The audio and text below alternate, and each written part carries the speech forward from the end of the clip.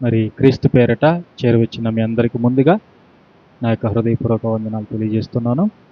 ఈరోజు యేసుక్రీస్తు ప్రభుల వారి యొక్క పునరుద్ధానము ద్వారా మనకు దేవుడు ఏమి ప్రసాదించాడు అనే విషయాలు ఈరోజు మనం తెలుసుకుందాం.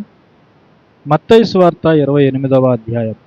మత్తయి సువార్త 28వ అధ్యాయము 5వ వచనము నుండి 7వ వచనం వరకు ఈరోజు మనం ధ్యానం చేసుకుందాం. దూత ఆ స్త్రీలను చూచి,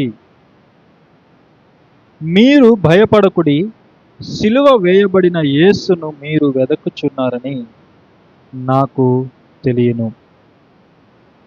ఇక్కడ యేసుక్రీస్తు ప్రభుల వారు తాను చెప్పిన విధముగా ఈ లోకంలో పాపిష్టులైనటువంటి మనుషుల చేతికి అప్పగించబడి, అవమానించబడి, కొట్టబడి, అత్యంత ఘోరమైనటువంటి శిలువ మరణాన్ని ఆయన పొందాడు. మరణించి 3 రోజులైంది. ఈ 3వ రోజు కొంతమంది స్త్రీలు, ప్రారంభ వచనంలో మనం చదువుకుంటే, విశ్రాంతి దినం గడిచిపోయిన తర్వాత ఆదివారమున తెల్లవారుచుండగా మగ్దలేనా మరియయు వేరొక మరియయు సమాధిని చూడవచ్చిరి. యేసుక్రీస్తు ప్రభుల వారు చనిపోయి అప్పటికి 3 రోజులైంది. వాళ్ళు ప్రభు యొక్క దేహాన్ని చూడడానికి వాళ్ళు వచ్చారు, లేక సమాధిలో ఉన్నటువంటి ప్రభువుని వారు చూడడానికి వచ్చారు. చూడండి, ఈరోజు కూడా చాలామంది మరి చనిపోయిన తమ వారిని జ్ఞాపకం చేసుకుంటూ సమాధుల దగ్గరికి వెళ్తూ ఉండటం మనం చూస్తుంటాం. సమాధుల పండుగలు కూడా మనకు ఉన్నాయి. సమాధుల దగ్గరికి వెళ్ళి ఆ యొక్క సమాధిని అలంకరించటము, వారికి నచ్చినటువంటి కార్యక్రమాలు వాళ్ళు చేసి రావటము మనం చూస్తాం. అంటే వారి యొక్క ఉద్దేశం ఏంటి అంటే, చనిపోయిన తమ వారు అక్కడ ఉన్నారు. ఎక్కడ ఉన్నారు? సమాధిలో ఉన్నారు. అది వాస్తవమే. చనిపోయిన వాళ్ళు ఎక్కడ ఉన్నారు? సమాధుల్లోనే ఉన్నారు. అందుకే యేసుక్రీస్తు ప్రభు వారు మాట్లాడుతూ, ఆయన రాకడ సమయంలో సమాధుల్లో ఉన్నవారందరూ కూడా బయటకు వస్తారు. ఎక్కడ ఉన్నవారు బయటకు వస్తారు? సమాధుల్లో ఉన్నవారందరూ బయటకు వస్తారు. మన వాళ్ళు అక్కడ ఉన్నారు. మన వారు, చనిపోయిన వారు సమాధుల్లో ఉన్నారు. అందుకే వారిని మనము సమాధుల పండుగ ద్వారా లేదా అప్పుడప్పుడు జ్ఞాపకం చేసుకోవడానికి అక్కడికి వెళ్ళి కలవటం అనేది మనం చూస్తాం. సమాధుల్ని, వేటిని కలుస్తారు? సమాధుల్ని. అలాగే ఇక్కడ యేసుక్రీస్తు ప్రభు చనిపోయాడు. ఆయన 3 రోజులు సమాధిలో ఉన్నాడు. ఈ 3వ రోజు కొంతమంది స్త్రీలు ఇక్కడ మనం చూస్తున్నాం. ఆ స్త్రీలు ప్రభువుని చూడడానికి వచ్చారు. అప్పుడు తాత్కాలికంగా సమాధి చేశారు. అరిమతయ యోసేపు అనే ఒక వ్యక్తి యొక్క తన కొరకు తొలిపించుకున్నటువంటి ఒక కొత్త సమాధిలో, రాతి సమాధిలో తాత్కాలికంగా ప్రభువుని సమాధి చేశారు. ఆ సమాధిలో పెట్టారు. ఎందుకంటే వాళ్ళకి ఇంకా విశ్రాంతి దినం వస్తుంది కాబట్టి, ఆ విశ్రాంతి దినం వాళ్ళు ఏ పని చేయకూడదు కాబట్టి, విశ్రాంతి దినాన్ని పరిశుద్ధంగా ఆచరించాలి కాబట్టి ముందుగానే త్వరగా కార్యక్రమాలన్నీ చేసి ఆ తొలిపించినటువంటి రాతి సమాధిలో పెట్టారు. అది కూడా సమస్తము కూడా దేవుని సంకల్పం ప్రకారమే జరుగుతుంది, దేవుని చిత్త ప్రకారమే జరుగుతుంది. ఆ విధంగా వారు సమాధి చేసిన తర్వాత ఇక ఆదివారము అంటే ఈరోజు వాళ్ళు సమాధి దగ్గరికి వచ్చారు. ఎందుకంటే ఇక ప్రభు యొక్క దేహాన్ని వాళ్ళు పర్మనెంట్గా సమాధి చేయడానికి. అంటే వారి మనసుల్లో ఉన్నది ఏంటంటే, యేసు ప్రభు చనిపోయాడు అనుకున్నారు. అప్పటి వరకు 3వ దినం వరకు ఆయనతో ఉన్నవారందరూ కూడా, స్త్రీలు, పురుషులు, ఆయన శిష్యులుగా పిలువబడిన వాళ్ళు, ఆయన వెంబడించిన వాళ్ళందరూ కూడా ప్రభు చెప్పినటువంటి మాటలు వాళ్ళు పూర్తిగా మరిచిపోయారు. ప్రభు చెప్పినటువంటి కొన్ని మాటలు పూర్తిగా వాళ్ళు మరిచిపోయారు. ఏం చెప్పాడు ప్రభు? ఇదిగో మనం యెరూషలేము వెళుతున్నాము, అక్కడ మనుష్య కుమారుని చంపేస్తారు, అయితే 3వ దినం ఆయన తిరిగి లేస్తాడు చెప్పాడు. ఎన్నోసార్లు చెప్పాడు వాళ్ళకి ప్రభు. మనుష్య కుమారుడు మరలా తిరిగి లేస్తాడు, నేను మళ్ళా తిరిగి లేస్తాను అని ప్రభు వారికి ఎన్నోసార్లు చెప్పాడు. చెప్పినప్పుడు విన్నారు, బాగానే విన్నారు. ఎందుకంటే ఎదురు మాట్లాడితే కుదరదు కదా. ప్రభు దగ్గర ఎదురు మాట్లాడడానికి వాళ్ళకి భయం. అందుకే అప్పుడు విన్నారు, సైలెంట్గా ఉన్నారు. తర్వాత యేసు ప్రభు తాను చెప్పినట్టుగానే చనిపోయాడు. ఆయన సిలువలో చనిపోయాడు. చనిపోయిన తర్వాత వీళ్ళు ఏమనుకున్నారంటే, ఇక ప్రభు చనిపోయాడు, ప్రభు చెప్పిన ఆ మాటను మాత్రమే వాళ్ళు జ్ఞాపకం చేసుకున్నారు. ఆయన తిరిగి లేస్తాను అనే మాటని వాళ్ళు జ్ఞాపకము చేసుకోలేదు. అందుకే వాళ్ళు ఆ ఖాళీగా ఉన్నటువంటి సమాధిని చూసినప్పుడు వాళ్ళు కలవరపడ్డారు.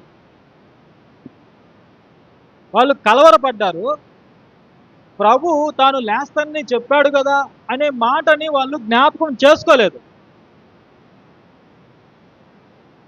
వాళ్ళు ఖాళీ సమాధిని చూసినా కూడా ప్రభు తాను చెప్పినట్టుగా లేచాడు అనే మాటలు వాళ్ళు విస్మరించారు.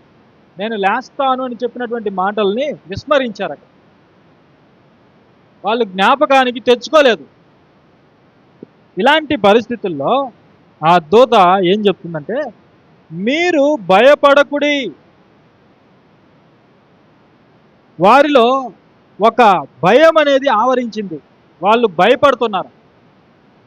ఎందుకంటే సమాధి ఖాళీగా ఉంది. సమాధి ఎలా ఉంది? ఖాళీగా ఉంది. వాళ్ళకు ఏం జరిగిందో అర్థం కాలేదు. వాళ్ళు అనుకుంటున్నారు, ఎవరైనా ఎత్తుకొని పోయారా? మగ్దలేన మరి ఏమన్నది? యోహాను సువార్త మనం చదువుకుంటే, యేసు ప్రభుని గుర్తించకుండా తోటమాలిగా అనుకొని, అయ్యా నా ప్రభు దేహాన్ని ఎవరైనా ఎత్తుకొని పోయారా? నువ్వేమైనా ఎత్తుకొని పోయావా అని అడుగుతుంది. అంటే ఆయన తిరిగి లేస్తాను అని చెప్పినటువంటి మాటలు వారికి జ్ఞాపకానికి రావడంలా. వాళ్ళు అనుకుంటున్నారు, దేవుని కుమారుడు కూడా అందరిలాంటి వాడే చనిపోయాడు, ఆయన పని అయిపోయింది అనుకుంటున్నారు చాలామంది. ఆ రోజైతే యేసు ప్రభువుని సిలువ వేసిన తర్వాత ఆయన శత్రువులు పండుగ చేసుకున్నారు. మనల్ని ఇంతవరకు బాధ పెట్టినవాడు చనిపోయాడు. ఇంతవరకు మనల్ని ప్రజల మధ్య కడిగి పారేసిన వాడు నాశనమైపోయాడు. ప్రజల మధ్య మన అరాచకాలన్నింటినీ బయటపెట్టిన వాడు చనిపోయాడు. పీడ విరగడైపోయింది. మన విరోధి మరణించాడు. మనం చంపేశాం, మనం అనుకున్నది చేశాం అని వాళ్ళు పండుగ చేసుకున్నారు. అయితే ఆయన్ని వెంబడించిన వాళ్ళు కూడా ఆయన చెప్పినటువంటి మాటలను విస్మరించడం అనేది చాలా ఆశ్చర్యంగా మనకు అనిపిస్తుంది. ఆయన చెప్పినటువంటి నేను మరణిస్తాను అనే మాటను మాత్రం తీసుకొని నేను తిరిగి లేస్తాను అనే మాటని వాళ్ళు జ్ఞాపకం చేసుకోవడంలా. ఇలాంటి అజ్ఞాన తిమిరాన్ని తొలగించడానికి ఇక్కడ దూత వచ్చింది. దూత ఏమని మాట్లాడుతుందంటే, మీరు భయపడకుడి, సిలువ వేయబడిన యేసును మీరు వెదకుచున్నారని నాకు తెలుసు. మీరు ఎవరిని చూడ్డానికి ఇక్కడికి వచ్చారో నాకు తెలుసు అంటుంది దూత. మీరు సిలువ వేయబడిన యేసుని మీరు వెతుకుతున్నారు. మీరు ఆయన్ని చూడ్డానికి ఇక్కడికి వచ్చారు. సిలువ వేయబడినటువంటి యేసుని, మీ బోధకుణ్ణి, మీ రక్షకుణ్ణి, మీ గురువుని మీరు చూడడానికి ఇక్కడికి వచ్చారు. అంతేనే కదా. యేసు ప్రభు తాను సేవ చేస్తున్నటువంటి ఆ కాలంలో వారికి ఆయన బోధకుడుగాను, మంచి గురువుగాను, మంచి తండ్రిగాను, వారిని ఆదరించేవాడుగాను, వారిని ప్రోత్సహించే ఒక స్నేహితుడిగాను ఉన్నాడు. వాళ్ళ జీవితాలను బాగు చేసినటువంటి ఉద్ధారకుడుగాను, లేకపోతే వాళ్ళ రోగముల నుండి విడిపించి వారి దృష్టిలో ఒక గొప్ప వైద్యుడిగా ఆయన ఉన్నాడు. దెయ్యాల నుండి వారిని విడిపించి వారికి ఒక కొత్త జీవితాన్ని అనుగ్రహించినటువంటి దేవుని కుమారుడిగా ఆయన వాళ్ళ జీవితాల్లో ఉన్నాడు. ఇప్పుడు వారు ఏ విధంగా దేవుని కుమారుణ్ణి భావించారో, ఒక గురువుగా, ఒక స్నేహితుడిగా, ఒక బోధకుడుగా, ఆయన మీద ఉన్నటువంటి ప్రేమతో ఆయన్ని చూడ్డానికి వాళ్ళు అక్కడికి వచ్చారు. అదే చెప్తుంది దూత. అదే చెప్తున్నాడు. ఏమని చెప్తున్నాడు? మీరు సిలువ వేయబడినటువంటి యేసుని మీరు వెదుకుచున్నారు అని నాకు తెలుసు. మీరు వెదుకుచున్నారు యేసుని. అయితే మీరు ఎవరిలో వెతుకుతున్నారు యేసుని? మీరు ఎవరిలో వెతుకుతున్నారు యేసుని? అంటే మీరు మృతులలో వెతుకుతున్నారు యేసుని. ఎవరిలో వెతుకుతున్నారు? మీరు మృతులలో ఉన్నటువంటి మనుషులలో మీరు యేసుని, దేవుని కుమారుణ్ణి మీరు వెతుకుతున్నారు. చూడండి, వాళ్ళు చనిపోయిన వారిలో యేసు ప్రభుని వాళ్ళు చూస్తున్నారు. చనిపోయాడు, ఇక ఆయన పని అయిపోయింది, కనీసం మనం చూసొద్దాము, ఆ విధమైనటువంటి ఆలోచనల్లో వాళ్ళు ఉన్నారు. అందుకే ఇక్కడ దూత ఏమని చెప్తుందంటే, మీరు భయపడకుడి, సిలువ వేయబడిన యేసును మీరు వెదకుచున్నారని నాకు తెలియను. తర్వాత ఆయన ఇక్కడ లేడు. ఏమని చెప్తుంది దూత? సువార్త చెప్తుంది. ఎవరికి? ఆయన్ని వెంబడించినటువంటి స్త్రీలకి. ఏమని చెప్తుంది? ఆయన ఇక్కడ లేడు, తాను చెప్పినట్టే ఆయన లేచి ఉన్నాడు. వాళ్ళు దేన్నైతే మరిచిపోయారో, వాళ్ళు దేన్ని మర్చిపోయారు? ప్రభు ఏమని చెప్పాడో, నేను 3వ రోజు తిరిగి లేస్తాననే మాటని వాళ్ళు మర్చిపోయారు. అందరూ మర్చిపోయారు. ఎవరు? యేసు ప్రభువుకి శిష్యులుగా పిలువబడిన వాళ్ళు సైతం మర్చిపోయారు. మరొక శిష్యుడైతే చూసిన వాళ్ళు చెప్పినా కూడా నమ్మని స్థితిలో ఉన్నాడు. చూసిన వాళ్ళు, రే మేము ప్రభువుని చూసామురా అంటే, తోమ ఏమంటున్నాడు? ఆయన్ని నేను చూస్తేనే నమ్ముతాను. తర్వాత ఆయన గాయాల్లో చేయి పెడితేనే, వేలు పెడితేనే నేను నమ్ముతాను. అంటే మనుషులలో ఉన్న ఒక బలమైన పరిస్థితి, ఆలోచన ఏంటంటే, చనిపోయాడా, ఎంత గొప్పవాడైనా సరే ఇక అతని పని అయిపోయింది,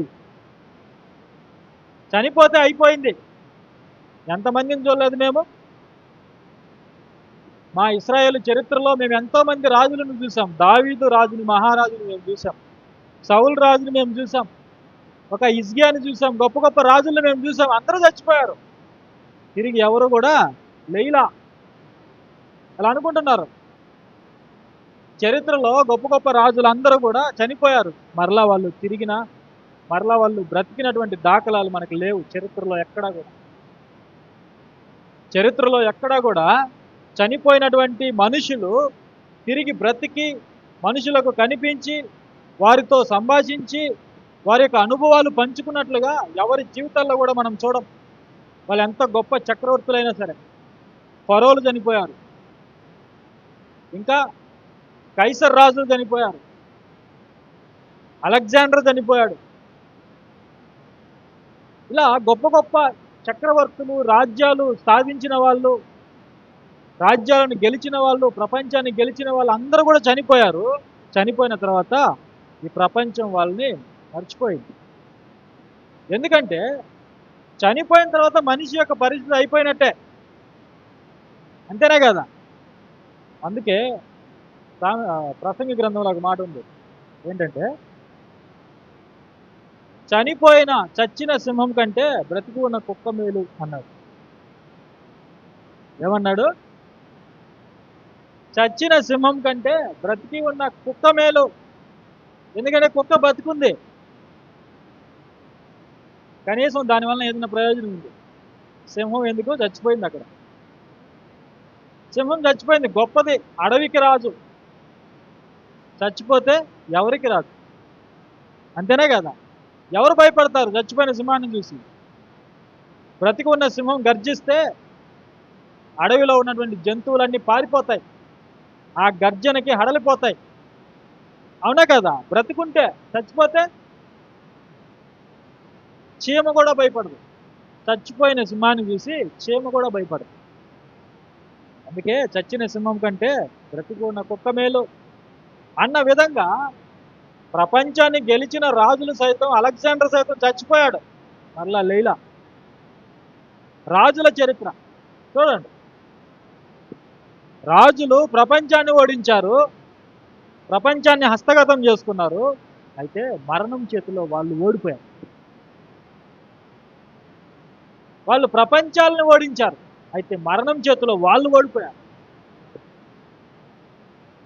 యేసుప్రభు విషయంలో ఆయన శత్రువులు అలాగే అనుకుంటున్నారు. చనిపోయాడు, మన విరోధి చనిపోయాడు, సంబరాలు చేసుకుంటున్నారు. శిష్యులు కూడా అలాగే అనుకుంటున్నారు. ఆయన చెప్పినటువంటి మాటల్ని వాళ్ళు జ్ఞాపకం చేసుకోవడం లేదు. అందుకే ఇక్కడ దేవదూత ఏమంటుందంటే, ఆయన ఇక్కడ లేడు, తాను చెప్పినట్టుగానే ఆయన లేచి ఉన్నాడు. ఆయన ఏదైతే చెప్పాడో అదే ఆయన జీవితంలో జరిగింది. ఆయన లేచాడు, ఆయన ఈ సమాధిలో లేడు. ఆయనను మరణము బంధించుట అసాధ్యము, ఆయనను సమాధి బంధించుట అసాధ్యము.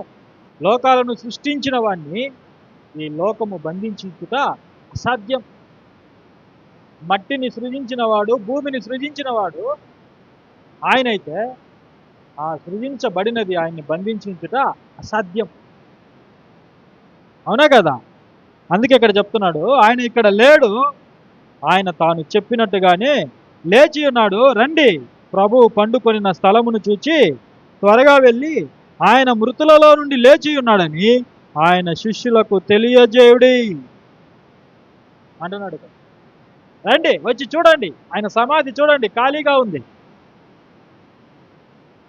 చాలా మంది ఏమంటున్నారంటే శిష్యులు ఆయన శవాన్ని ఎత్తుకొని పోయారు అనుకుంటున్నారు. చాలా మంది ఏమనుకుంటున్నారు?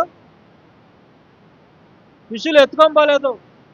ఎందుకంటే ఆ దేవదూత వచ్చేటప్పటికి కావలి కాసే వాళ్ళు అక్కడే ఉన్నారు, ఇంకా అక్కడే ఉన్నారు. అలాంటి సమయంలో శిష్యులు వచ్చి ఎత్తుకొని పోతారా? అక్కడ కావలిగా ఉన్న సైనికులు చూస్తూ ఊరుకుంటారా? చెప్పండి. అది జరగనటువంటి పని. ఆయన దేహాన్ని ఎవరు ఎత్తుకొని వెళ్ళలేదు. ప్రభుత్వానికి వ్యతిరేకంగా అంత సాహసం ఎవరు చేయరు. రోమా ప్రభుత్వానికి వ్యతిరేకంగా మత ఛాందసవాదంతో ఉన్న ఈ యూదుల అధికారులకు వ్యతిరేకంగా ఆ పని చేయటానికి ఎవరికి కూడా అంత ధైర్యం లేదు. ఆలోచించేయండి. అలాంటి పరిస్థితుల్లో ఇక్కడ దేవదూత చెప్తుంది, రండి, వచ్చి చూడండి, ఆయన సమాధిని చూడండి. ఆయన ఖాళీగా ఉన్నటువంటి ఆయన సమాధిని అయినా చూసి ఇప్పుడు మీరు నమ్మండి. ఏమని? ఆయన చెప్పినట్టుగానే ఆయన లేచాడు, మా ప్రభువు చెప్పినట్టుగానే ఆయన లేచాడని కనీసం చూసి నమ్మండి.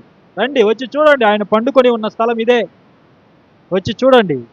చూసిన తర్వాత మీరు త్వరగా వెళ్ళి, మీరు ఎలా వెళ్ళాలట? త్వరగా త్వరగా వెళ్ళాలి. అక్కడ ఏం జరిగిపోతుందో వాళ్ళు ఏమనుకుంటున్నారు శిష్యులు? అక్కడ శిష్యులు మా ప్రభు చనిపోయాడు, మా ప్రభు చనిపోయాడు, మా ప్రభు చనిపోయాడని దిగులుతో కృంగిపోతున్నారు. ఒక పక్క పేతురు, ఒక పక్క యోహాను, ఒక పక్క యాకోబు, ఒక పక్క మత్తయి, శిష్యులు మా ప్రభు చనిపోయాడు, మా ప్రభు చనిపోయాడు, మా ప్రభు చనిపోయాడని వాళ్ళు కలవరంతో ఉన్నారు, వాళ్ళు బాధలో ఉన్నారు. అయితే మీరు త్వరగా వెళ్ళి ఆయన శిష్యులతో చెప్పండి. ఏమని చెప్పాలి? ఆయన మృతులలో నుండి లేచి ఉన్నాడని ఈ శుభవార్త చెప్పండి.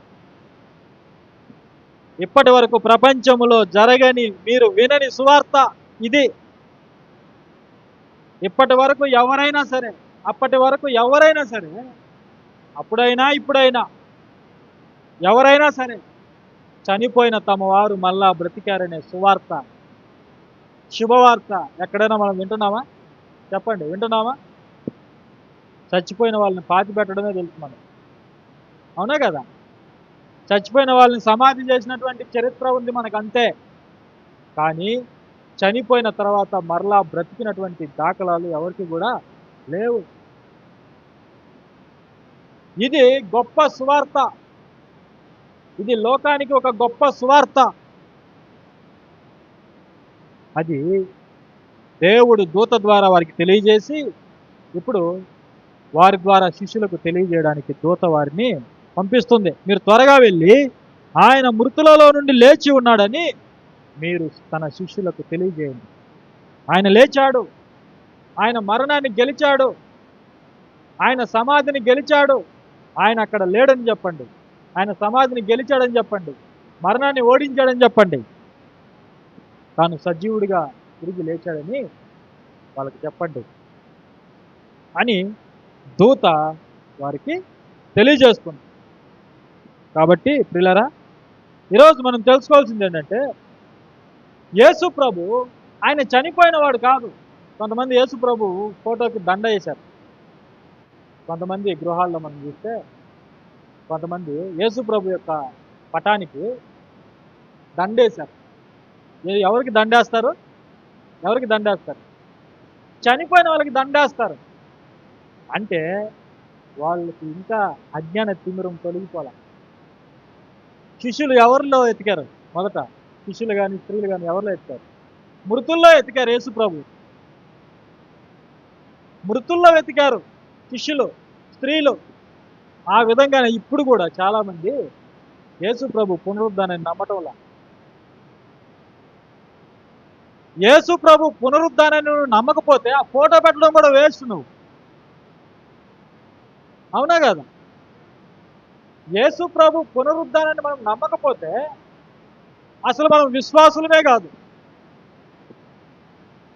ఆయన్ని మృతుల్లో మనం చూడకూడదు, ఆయన ఫోటోకి మనం దండేయకూడదు. చనిపోయిన వాళ్ళకి దండేస్తారు, చనిపోయి తిరిగి లేచిన వాడికి దండ వేయరు. సజీవులకి దండ వేయరు.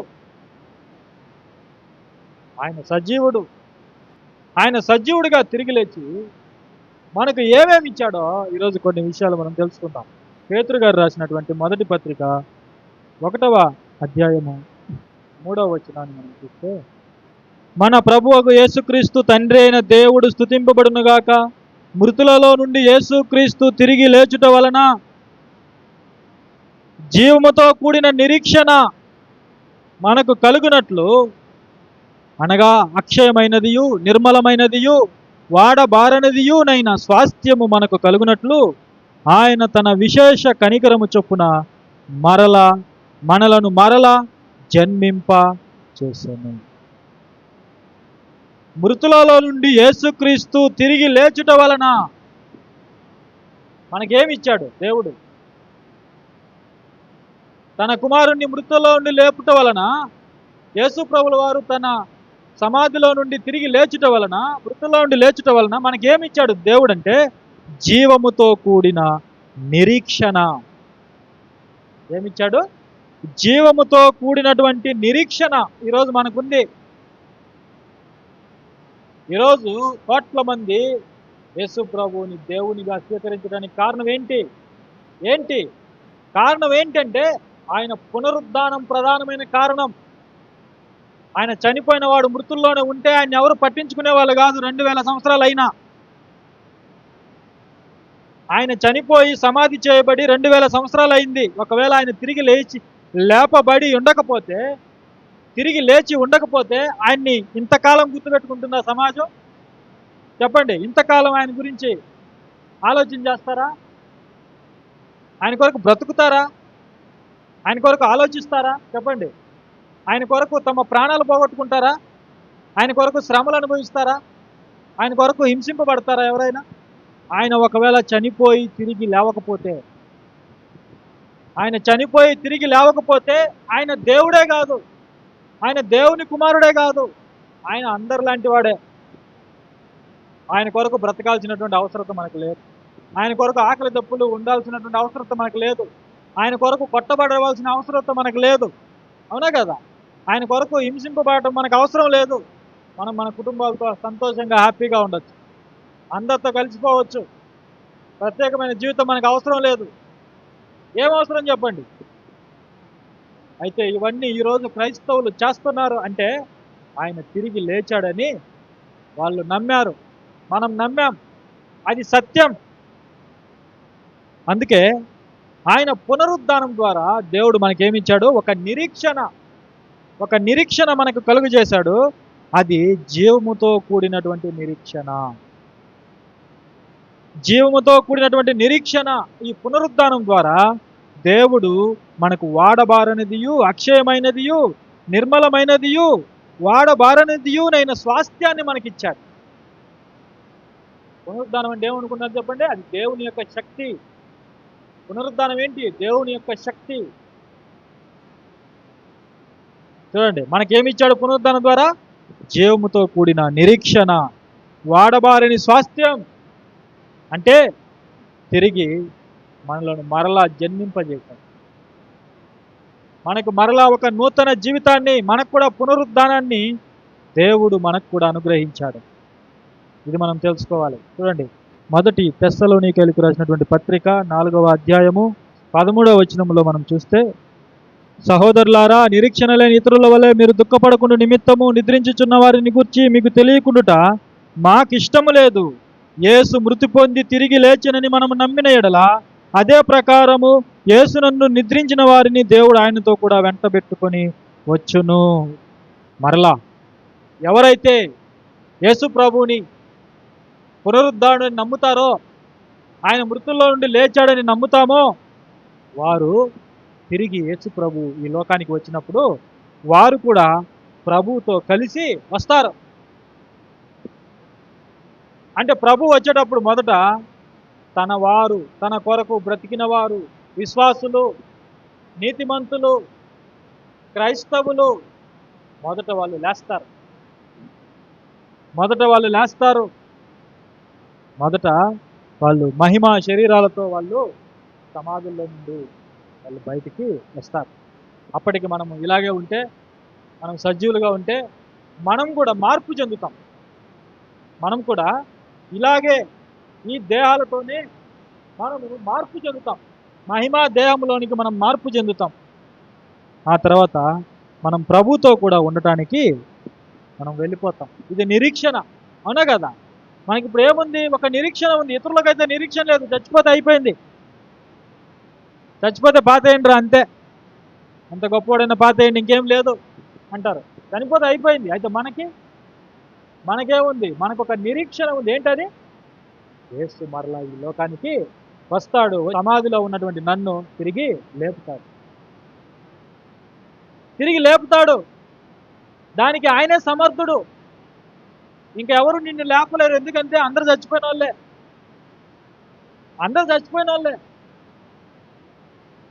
చచ్చిపోయిన వాళ్ళు ఎంత గొప్ప వాళ్ళైనా, బతుకున్న వాళ్ళు వాళ్ళకి ఎంత ఇష్టమైన వాళ్ళైనా ఇంకేం చేయలేరు. చచ్చిపోతే అయిపోయింది. చచ్చిపోయిన వాళ్ళని ఎవరు కూడా సమాధి దగ్గరికి వచ్చి లేపలేరు. అంత శక్తి ఎవరికి ఉంది చెప్పండి? అంత శక్తి ఎవరికి ఉంది? అంత శక్తి దేవుడికే ఉంది. ఎవరికి ఉంది? దేవుడికే ఉండేది. అందుకే ఆయన తిరిగి మనల్ని బ్రతికిస్తాడు. ఏం చేస్తాడు? తిరిగి మనల్ని, సమాధిలో ఉన్నటువంటి మనల్ని తిరిగి బయటికి లేపుతాడు. లేపగలడా లేదా? ఆయన లేపగలడు. ఆయన లాజర్ని లేపాడు. ఎవరిని లేపాడు?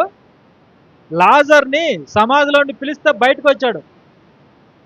అది దేవుని యొక్క మాటకున్నటువంటి శక్తి. మనకున్నటువంటి నిరీక్షణ ఏంటంటే, మనలను కూడా యేసుక్రీస్తు ప్రభుల వారు తిరిగి బ్రతికిస్తాడు. మొదటి కొరింథీయులకు రాసినటువంటి పత్రిక 15వ అధ్యాయం 42, 43, 44 చూడండి. మృతుల పునరుద్ధానమును అలాగే శరీరము క్షయమైనదిగా విత్తబడి అక్షయమైనదిగా లేపబడును. చూడండి, మనం చనిపోతే మనల్ని పాతేస్తారు, తర్వాత క్షయమైపోతుంది మన జీవితం. ఇప్పుడు ఉన్నటువంటి జీవితం క్షయమైపోయేది. అయితే ప్రభు వచ్చినప్పుడు మనం అందరం కూడా మరలా బ్రతుకుతాం. మృతుల పునరుద్ధానం. అది ఏంటది? మృతుల పునరుద్ధానం. ఆ మృతుల పునరుద్ధానంలో ఏం జరుగుతుందంటే, క్షయమైనదిగా విత్తబడి అక్షయమైనదిగా లేపబడును, ఘనహీనమైనదిగా విత్తబడి మహిమ గలదిగా లేపబడును, బలహీనమైనదిగా విత్తబడి బలమైనదిగా లేపబడును. మన శరీరం గురించి చెప్తున్నాడు చూడండి. మన జీవితం, మనకు మరలా రాబోయే జీవితం అది మామూలు జీవితం కాదు. మరలా మనకొచ్చే ఈ శరీరము మామూలు శరీరం కాదు, అది మహిమా శరీరం. అది ఎలాంటి శరీరం? మహిమా శరీరం. ఇప్పుడున్నటువంటి ఈ శరీరము బలహీనమైనది, ఘనహీనమైనది, క్షయమైనది. అయితే పునరుద్ధానములో మనకు వచ్చే శరీరం ఎలాంటిదంటే అక్షయమైనది, ఘనమైనది, మహిమ గలది, బలమైనది అంటున్నారు. అలాంటి శరీరం. ఇక ఆ శరీరానికి ఆయుష్కాలం కానీ, ఆకలి కానీ, దప్పులు కానీ లేవు. ఆకలి కానీ, దప్పులు కానీ లేవు. అలాంటి గొప్ప జీవితాన్ని దేవుడు మనకు ఇవ్వబోతున్నాడు. ప్రకృతి సంబంధమైన శరీరముగా విత్తబడి ఆత్మ సంబంధమైన శరీరముగా లేపబడును. ప్రకృతి సంబంధమైన శరీరం ఉన్నది గనుక ఆత్మ సంబంధమైన శరీరము కూడా ఉన్నది. మనకి ఆత్మ సంబంధమైనటువంటి శరీరము కూడా దాచబడి ఉన్నది. అది ఎప్పుడంటే ప్రభు మరలా ఈ లోకానికి వచ్చింది.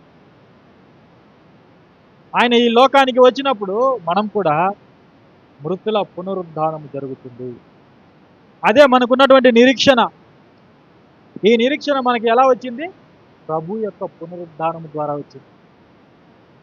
ఈ నమ్మకం, ఈ ఆశ, ఈ విశ్వాసం ఎక్కడి నుంచి వచ్చింది? ప్రభు యొక్క పునరుద్ధానం ద్వారా. ఆయన తిరిగి లేవడం ద్వారా. ఆయన తిరిగి లేవకపోతే మనం నమ్మవలసినటువంటి అవసరం లేదు. మనకి నిరీక్షణే లేదు. మనం కూడా అందరిలాంటి వాళ్ళం. ప్రభు కూడా అందరిలాంటి వాడే. కానీ ఆయన అందరి వంటి వాడా? చెప్పండి. అందరిలాంటి వాడు కాదు, దేవుని కుమారుడు. అందరిలాంటి వాడు కాదు, ఆయన ప్రత్యేకమైన వాడు. అందుకే ఆయన సజీవుడిగా తిరిగి లేచాడు. ఆయన దేవుడు కాబట్టి తిరిగి లేచాడు. అందుకే ఆయన మనకు నిరీక్షణ కలిగించాడు. మన నిరీక్షణకు ఆధారం ఎవరు? ప్రభు. ఇక రెండవ విషయాన్ని మనం చూస్తే, యేసుక్రీస్తు ప్రభుల వారు మరణాన్ని ఓడించాడు. దేన్ని ఓడించాడు? పునరుద్ధానం ద్వారా ప్రభు దేన్ని ఓడించాడు? మరణాన్ని ఓడించాడు. ఈ ప్రపంచంలో ఏ మనిషి చేయలేని దాన్ని ప్రభు చేశాడు. నేను అప్పుడే చెప్పినట్టుగా రాజులందరూ కూడా ప్రపంచాలను గెలిచారు. అయితే మరణాన్ని ఎవరైనా గెలిచారా? చెప్పండి. మరణాన్ని ఎవరైనా గెలిచారా? అలెగ్జాండర్ చెప్పాడు, నా 2 చేతులు బయట పెట్టి నన్ను సమాధి చేయండి అన్నాడు. అలెగ్జాండర్ ది గ్రేట్, 30 ఏళ్ళకి ప్రపంచాన్ని గెలిచినటువంటి అలెగ్జాండర్ మహాచక్రవర్తి గుర్రాల మీద తిరిగి 30,000 సైన్యంతో 3 లక్షల మంది సైన్యాన్ని ఓడించినవాడు. ఎవరు? అలెగ్జాండర్. గ్రీక్ వీరుడని ఆయన్ని పిలుస్తారు.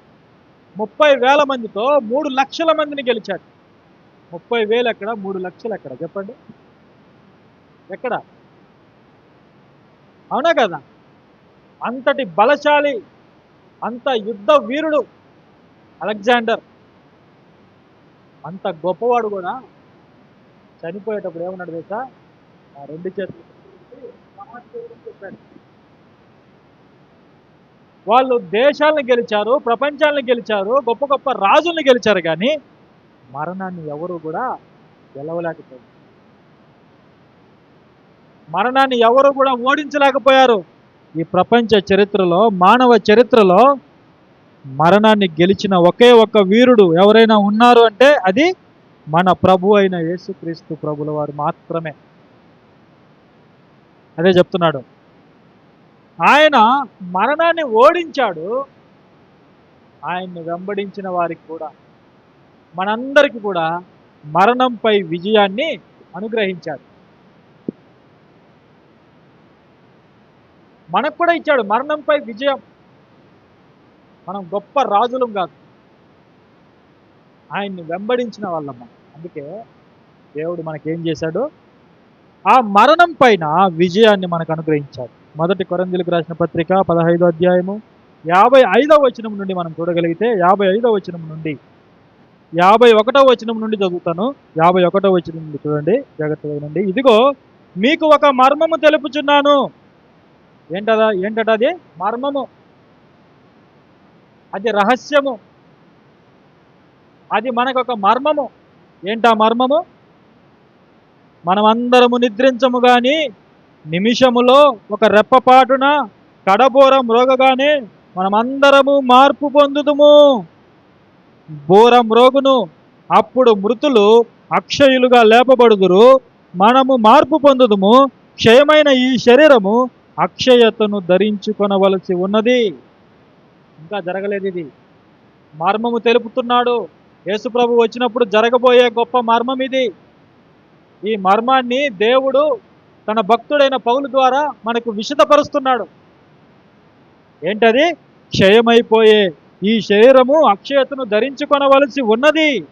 ఈ క్షయమైనది అక్షయతను ధరించుకొనినప్పుడు, ఈ మర్త్యమైనది అమర్త్యతను ధరించుకొనినప్పుడు, చూడండి, ఈ క్షయమైపోయే ఈ దేహము అక్షయతను ధరించుకున్నప్పుడు, మర్త్యమైన ఈ దేహము అమర్త్యతను ధరించుకున్నప్పుడు, అప్పుడు ఏం జరుగుతుందంటే విజయమందు మరణము మృంగివేయబడెను అని వ్రాయబడిన వాక్యము నెరవేరును.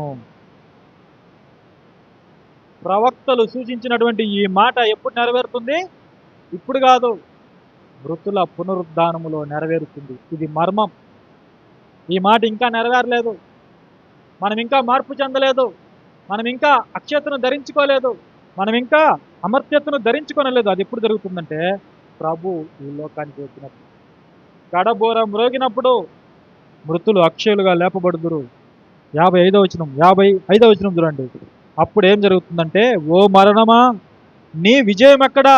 ఓ మరణమా నీ ముల్లెక్కడా? ఓ మరణమా నీ విజయం ఎక్కడా? ఓ మరణమా నీవేం చేశావు? మనుషులందరినీ కూడా మృంగేశావు. రాజులని లేదు, సామాన్యుడని లేదు, శాస్త్రవేత్తలని లేదు, జ్ఞానులని లేదు. ఓ మరణమా నీవేం చేశావు? అందరినీ కూడా మృంగేశావు, అందరినీ కూడా చంపేశావు. అయితే ఆ మనుషులందరూ నిన్ను చంపే ఒక రోజు ఉంది. ఏంటా రోజు? మృతుల పునరుద్ధానము రోజు. ప్రభు ఈ లోకానికి మరలా వచ్చినప్పుడు అదే అంటున్నాడు, ఓ మరణమా నీ విజయం ఎక్కడా? ఓ మరణమా నీ ముల్లెక్కడా? మరణపు ముళ్ళు పాపము, పాపమునకున్న బలము ధర్మశాస్త్రమే. అయినను మన ప్రభు అయిన యేసుక్రీస్తు మూలముగా మనకు జయము అనుగ్రహించుచున్న దేవునికి స్తోత్రము కలుగునుగాక. మనకు మరణం పైన విజయాన్ని ఇచ్చినటువంటి దేవునికి స్తోత్రము కలుగునుగాక. మనకు ఉచితంగా ఇచ్చాడు మరణంపై విజయాన్ని, అవునా కదా? మనకు ఉచితంగా ఇచ్చాడు. మనం ఎప్పుడైతే మార్పు చెందుతామో మనం కూడా మరణాన్ని గెలిచే ఆ గొప్ప జీవితాన్ని దేవుడు మనకిచ్చాడు. తన కుమారుణ్ణి మృతుల్లో ఉండి లేపుట, తన కుమారుని యొక్క పునరుద్ధానం ద్వారా మనకు కూడా మరణం పైన విజయాన్ని అనుగ్రహించాడు దేవుడు. అలాగే కేవలము మరణంపై విజయం మాత్రమే కాదు, అలాగే మనకు పాప విమోచన కూడా అనుగ్రహించాడు. పునరుద్ధానం ద్వారా ఏమనుగ్రహించాడు? పాపము నుండి మనకు విమోచన అనుగ్రహించాడు. మరణము నుండి విమోచన ఇచ్చాడు, పాపము నుండి విమోచన ఇచ్చాడు, మరణము నుండి కూడా మనకు గెలుపు ఇచ్చాడు. ఇప్పుడు మనము మరణ భయముతో జీవించవలసినటువంటి అవసరత మనకు లేదు. మరణ భయంతో మనం బ్రతకవలసినటువంటి అవసరత మనకు లేదు. భయం లేదు మనకు. ఎందుకు? మన ప్రభు మరణాన్ని గెలిచాడు, మనకు కూడా నిరీక్షణ ఇచ్చాడు, మనకు కూడా ఒక ఆశను చూపించాడు, మనకు కూడా మరణంపై విజయాన్ని అనుగ్రహించాడు. కాబట్టి మనము మరణ భయంతో బ్రతకవలసినటువంటి అవసరత మనకు లేదు. అవునా కదా? ఎవరో వస్తారు, ఏదో చేస్తారు, మనల్ని చంపేస్తారు, హింసిస్తారు, ఎవరో వస్తారు చంపేస్తారనే భయం మనకు అవసరం లేదు. ఎందుకంటే ప్రభు తిరిగి మనల్ని లేపుతాడు. మనుషులు చంపినా ప్రభు మనల్ని తిరిగి లేపుతాడు. అవునా కదా? మరి అలాంటప్పుడు మరణంపై విజయం మనకి ఇచ్చినప్పుడు మనం ఎందుకు భయపడాలి? మనం ఎందుకు మరణానికి భయపడాలి? అందుకే అపోస్తులు మొదటి సంఘము మరణానికి భయపడలేదు. మొదటి సంఘం మరణానికి భయపడలేదు. ఇప్పుడు కూడా యేసు ప్రభువుని నిజంగా వెంబడించే వాళ్ళు మరణానికి భయపడరు. సువార్త చెప్పడానికి భయపడరు.